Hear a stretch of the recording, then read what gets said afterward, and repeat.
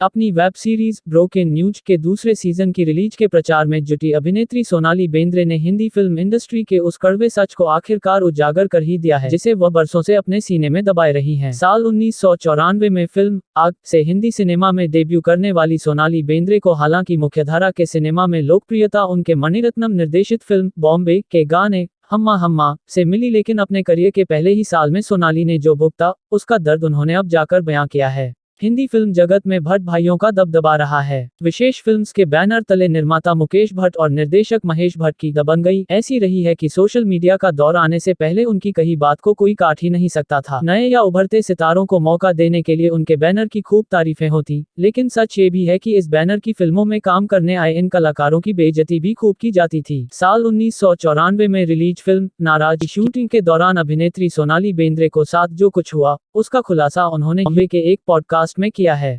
वह कहती हैं, जब मैंने भट्ट साहब के साथ फिल्म नाराज साइन की तो मुझे जो कपड़े दिए जाते थे वे फिल्म की मुख्य हीरोइन पूजा भट्ट महेश भट्ट की बेटी के रिजेक्ट किए हुए कपड़े होते थे। यही मेरे पास आता था, लेकिन इसका फायदा ये भी होता था कि ये रिजेक्ट किए हुए ऐसे होते थे कि जो मैं ही कायदे से पहन सकती थी और फिल्म नाराज के ही इस गाने ने मुझे मशहूर कर दिया। सोनाली बेंद्रे ने इस इंटरव्यू में ये भी माना है कि फिल्मों में जो कुछ है वह पर्दे पर दिखने वाली खूबसूरती ही है। वह कहती हैं, फिल्म एक विजुअल माध्यम है और यही कारोबार है। इसके शर्माने या भागने की कोई जरूरत नहीं है। अगर आप एक खास तरह के नहीं दिखते हैं तो आप पर्दे पर आ ही नहीं सकते। आपसे एक खास तरह के सुडौलपन की उम्मीद की जाती है और शायद इसी सुडौल शरीर की वजह से मैं इस कारोबार में आ पाई।